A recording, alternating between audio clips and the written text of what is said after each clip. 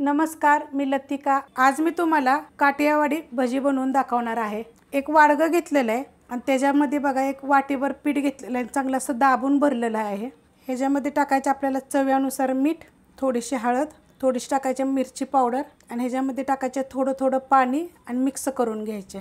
थोडं थोडं पाणी टाकून बघा चांगलं मिक्स करून घेतलेलं आहे। आणि ही जी पीठ आहे ना, खूप जणांनी अशी कमेंट केले होते, ही काय विकतचं पीठ आहे का, कोणत्या कंपनीचं पीठ आहे, तर नाही, ही डाळ आणून आपल्या घरगुती चक्कीवर मी दळलेलं आहे। आणि हे जे बेसन पीठ आहे ना, एकदम बारीक दळलेलं आहे। जसं बारीक मोठं जरी दळलं तरी पण चालू शकतं, जास्त मोठं दळायचं नाही। पण आता ह्याला काय करणार आहे माहिती आहे का, एक 5 ते 7 मिनिट मी एकसारखं फेटून घेणार आहे। आणि फेटून कसं घ्यायचं असतं माहिती आहे का, खूप जणांनी असं विचारलं, तर बघा अशा पद्धतीनं फेटून घ्यायचं। आता ह्याच्यामध्ये कसं हळद मिरची पावडर टाकली, त्यामुळे ह्याचा कलर तुम्हाला दिसून येणार नाही। तर जेव्हा तुम्ही असं चांगलं 5 ते 7 मिनिट फेटल का नाही, तर बेसन पिठाचा कलर चेंज होतो। आणि जी भजी होतात, आपण जी कोणती भजी बनवू काही बनवू, त्याचं ना चव पण छान येते आणि भजी फुगतात पण चांगली। आणि जे आपलं हे जे पीठ असतं ना बेसन पीठ, ते एकदम हलकं होतं फेटल्यामुळं। तर आता हे मी थोडंसं फेटून घेते। बघा 5 ते 7 मिनिट मी चांगलं फेटून घेतलेलं आहे। आणि आता ह्याला काय करणार आहे, एक 10 मिनिटासाठी एका साईडला झाकून ठेवणार आहे। 10 मिनिटं झालेले आहेत बघा, मी एका साईडला ठेवलं होतं पीठ, मस्त असं बघा झालेलं आहे। हे पीठ का झाकून ठेवायचं म्हणलं आहे का, की त्याची चव पण छान येते आणि पीठ चांगलं भिजलं जातं। तर बघा अशा पद्धतीत पीठ पाहिजे आपल्याला। आता ह्याच्यामध्ये आपण साहित्य टाकून घेऊया। तर बघा एक वाटीभर असा मिडियम आकाराचा कांदा घेतलेला आहे आणि अशा पद्धतीत कापून घेतलेला आहे। त्याच्यामध्ये टाकायचे बघा 2 हिरव्या मिरच्या, अर्धा इंच आलं आणि 4 पाकळ्या लसणाच्या अशा पद्धतीने मी कुटून घेतलेल्या दरदरीत। कापून जरी टाकल्या तरी पण चालू शकते। ह्याच्यामध्ये बघा धने आणि जिरे मी असे कुटून घेतलेले आहेत मोठे मोठे। 6 मिरी मी घेतलेले आहेत बघा, बारीक कुटून घेतलेले आहेत एकदम। ओवा हातावर मी चोळून घेतलेला आहे, हा पण कुटून घेतला तरी पण चालू शकतं। ह्याच्यामध्ये टाकणार आहे कोथिंबीर, थोडी मी जास्तच टाकणार आहे।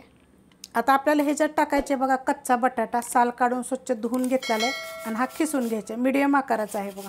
बटाटा बघा मी खिसून घेतलेला आहे। आता ह्याला मिक्स करायचं, मस्त असं बघा मिक्स करून घेतलेलं आहे। आता आपल्याला ह्याच्यात टाकायचे गरम तेल, तेल घेतलेलं आहे बघा गरम, आणि छोटे 2 चमचे घेतलेले, त्यात टाकायचे आपल्याला हिंग पावडर। आणि हे आता आपण ओतून घेऊया आणि हे मिक्स करून घेऊया, एकदम हात घालू नका, भाजल वगैरे। मस्त असं बघा मिक्स करून घेतलेलं आहे। आणि मिरी आहे ना, 6 ते 7 मिरी एकदम बारीक कुटून घेतले होते बघा। जर तुमच्याकडे मिरी पावडर असेल तर ती जरी टाकली तरी चालेल, त्याने चव छान येते एकदम। करून बघा आता एकदा। आता ह्याच्यात टाकायचं आपल्याला सोडा बघा, आणि त्याच्यावर टाकायचं आपल्याला थोडंसं पाणी, आणि आपल्याला तर हे कालवून घ्यायचे। सोडा टाकल्यानंतर पण चांगलं बघा मिक्स करून घेतलेलं आहे, लगेच बनवायला घ्यायचं। हे आहे हे खायचा सोडा टाकलेला आहे मी। तेल बघा चांगलं गरम झालेलं आहे आणि आपल्याला सोडून घ्यायचं। गॅस आहे मीडियम, फास्ट गॅस नाही आहे, मीडियम आहे। आणि हा मोठ्या बर्नेलचा गॅस आहे बघा। तर अशा पद्धतीमध्ये सोडून घ्यायचा।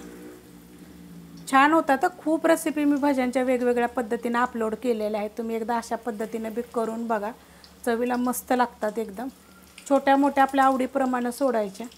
हे बघा अशा पद्धतीने सोडून घ्यायचं, फक्त भाजल वगैरे लक्ष देऊन करा।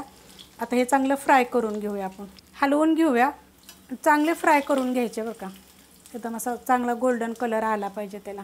पलटे करून घेतल्यात बघा सगळे। आता थोडा वेळ आपण असं चांगलं हे फ्राय करून घेऊया, मस्त असं बघा फ्राय करून घेतलेलं आहे। आता तुम्हाला मी ह्यातलं एक सांगते गोष्ट, थोडा वेळ का नाही, एक 2 मिनटं किंवा 1 मिनिटभर असं फक्त वर पकडून धरायचं, तेलापासून वरती फक्त थोड्या वेळ काढून जरी घेतलं तरी चालेल। आता हे 1.5 मिनटं झालेलं आहे, मी असं थोड्या वेळ वर पकडून घेतलेलं आहे। परत गॅस केलेला आहे मी फास्ट, आणि त्याला फक्त 1 मिनिटभर आपण ह्याला फ्राय करून घ्यायचे। मस्त बघा झालेलं आहे, कलर पण छान आलेला आहे, बिलकुल तेलकट होत नाहीत किंवा काय होत नाहीत। आता हे आपण काढून घेऊया।